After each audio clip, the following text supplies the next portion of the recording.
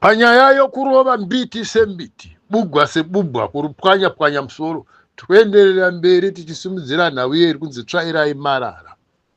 Nega uyu Mthuli Ncube uyu, the Minister of Finance, if he was a good citizen, a good man, angade akati vamunangagwa kanhau iripo panapa ndeyekuti basa iri ramuri kundipa iri rekuita Minister of Finance, mamadi kumbomira nekuda kwokuti inini ndichine macriminal charges, handisati ndachenurwa, ndine mhosva yekutora mari dzevanhu ndichibudisa munyika, uye bhengi randai tungamirira bhengi rangu rakakolapsa. It's a failed system. Zvino mada kundipa basa rakakura, ndakatadza kutakura 10 kg, mada kunditokorisa 500 kg. Hamusi kuona iri kuti hazvichabuti. Mthuli Ncube angade akati president zviri nani ndikubatsirei kutsvaga a capable person to be the Minister of Finance. Inini handikwanise nokuda kwokuti ndine macriminal record, ndakarovesa mari dzevanhu, uye ndakabuda munyika ndichiita kutiza, uye ndigere kumbenda kumatare, uye vanhu vacho vandakadyera mari handisati ndakambonokuvakumbira regere kuti ndinzwa kuti vanondiregerera here kana kuti vanonditi riri pamari. That is what a good citizen does. But pavakati varova mari nana Mnangagwa, hamene kwaaita chiprofesa chake kwakangodedzwa kwanzi uya kutoita Minister of Finance. Ndo paunoona kuti zvinhu zvakarongwa kare, ndo patinokudzai kuti mazimba bhora ramuri kutambiswa iri rakarongwa kare. But how did he become a member of ZANU-PF? Akajoina rini chiZANU-PF? Mthuli Ncube nokuti kumusha kwada kuedzesera kuzviita mudevere. Mandevere akaziziva kuti munhu haasi mudevere, akazvarirwa hongu pakati pedu, asi munhu uyu mutengesi, mubumbwa. Handindogara ndichikudzai kuti vabumbwa nemabwidi machawa imbeu yekutengesa, rudzi rwavo vatengesi. Kana dei akanga ari mudevere aizvibvuma kunoshandidzana nevanhu vaanoziva kuti ava ndo vakauraya hama dzangu ava, vane ropa riri kuyerera mumaoko avo nemutsoka dzavo. Aizviita. Dai Mthuli Ncube achallenjeni ndevere person kuti dai Mthuli Ncube anga ari mudevere, aibvuma here kuenda kune vanhu vakaponda madzibaba ake, madzisekuru ake, vanatete vake, vanambuya vake nevazukuru vake nevaramu vake, vanamai guru nanamai nini, unosekerera navo vachiti ari kushandidzana navo. Ndo zvandokudzai kuti Mthuli Ncube was never indevere. Ibumbwa here, iZambian here. Ndikuudzai chokwadi. Zvinoratidza kuti musellout Mthuli Ncube. Hamene ona code receipt kubhuruwayo kwaida kukontesta muda 2023 we-MP is a ticket rekupinda muZANU-PF. Akarohwa nemufana yanzani uyu we-CCC Sibanda Pasha. Sibanda Pasha Sibanda. Why? Why is not this one is a serial criminal? Rekuba mari. This one is a serial criminal. Mthuli Ncube. Avadi kuna kutomuona wakati hayo atuvotere uyu. Ndo pakazotiputsa akwenda kuSouth Africa kwaita zvechiprofesa chake. But nikuda kuti zvinhu zvavo zvakarongwa kudhara nemabumbwa avo. Mnangagwa achipita akabvanzi uya ndiwe Minister of Finance. Panapa tikuudzana chokwadi chinopisa to the last number.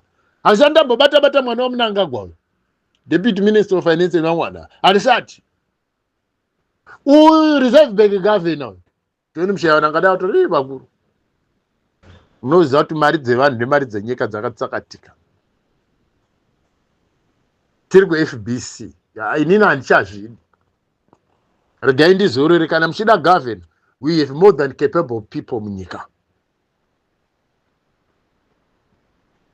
We have more than enough. Sei mavavarira inini? Iko kune vanhu vanoziva zviri nani kudarika inini, vane experience kudarika inini. But inauye kuti imbavha dzakange dzine urongwa hwadzo. Ndo pamakanzwa uya Mkwanazi, South African police boss yoku KZN akati ZANU-PF is now an international criminal organization. That is why maona wanzi wapiwa tende vanachivhayo yokuprovide mabullet boxes nemapepe ekunyorera kudediri kuNamibia kwakapengwa kuNamibia, vakanozviita kuMozambique, vakanozviita kuTanzania, vakanodii, kwese vari kuenda. Zvimwe zvinhu musati mataura taka background check. Unonzwa vanhu vachiti maChina paradza nyika, yes takanyarara tiri pamedia. Aiwa, maChina haasi kuuya yega muZimbabwe. Ndatirwisei maChina, tatabhomba maChina. Aiwa, nyika inonzi China iri highly developed, uye kumusha kwayo there is no space or room for corruption.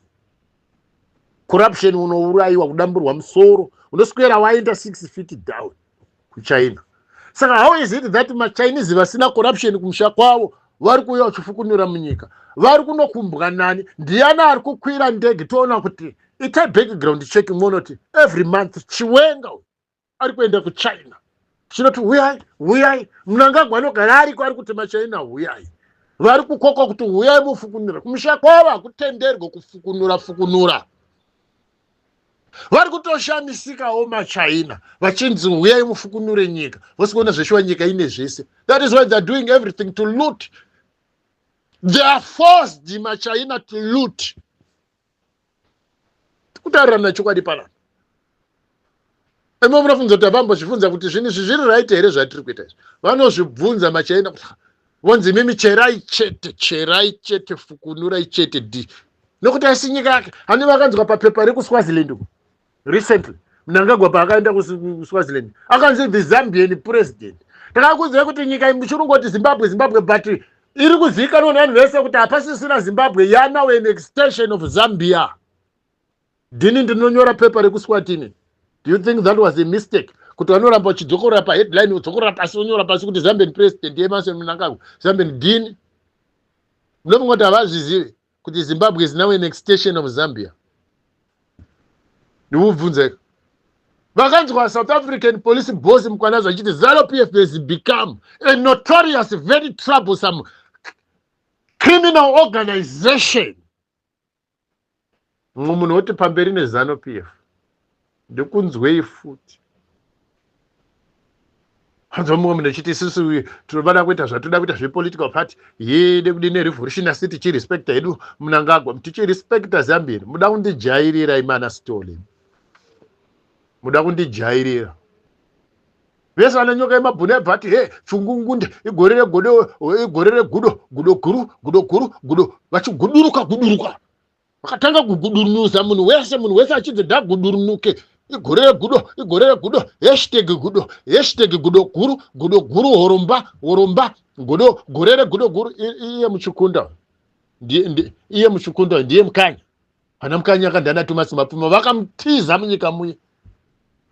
Vatinoziva ana Mkanya vakamutiza muZimbabwe. Makutora muchukunda ari kuita sene mekufabricate yekufejera. Kuti ndiri Mkanya, ndo zvakaita Mkanya izvozvo. Igorera gudo guru, chungungunde, chungungunde. Dzikama chungungunde.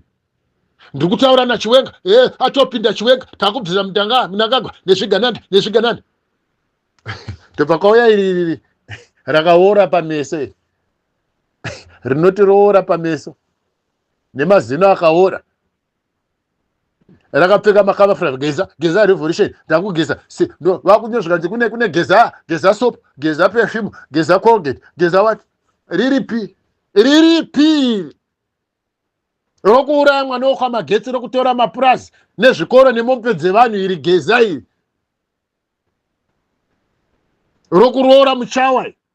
Mukadzi wake mubumbwa akaisa akaisapota nana Mnangagwa. Ndosaka mari dzochita ndakabvisa mari dzakawanda ndichiita kuti Mnangagwa, ndichiita kuti Mnangagwa apinde. The fucking dead do background check. Vanhu vese vari kuti urusadaro inauye kuti inini handina zvandaita, ndirongoburitsa mabackground. Tichimaenika kwete inini ndega nevamwe vanhu vari kutipira kuti chairman apo pakamira mukuti apo, chairman uyu ndokukuru, chairman apo pakamira mukuti, ndo zvandirungoita akaizvozvo. Izvozvo ndo chairman wacho ndokutipirwa nevanhu, inini ndichivatipirawo futi.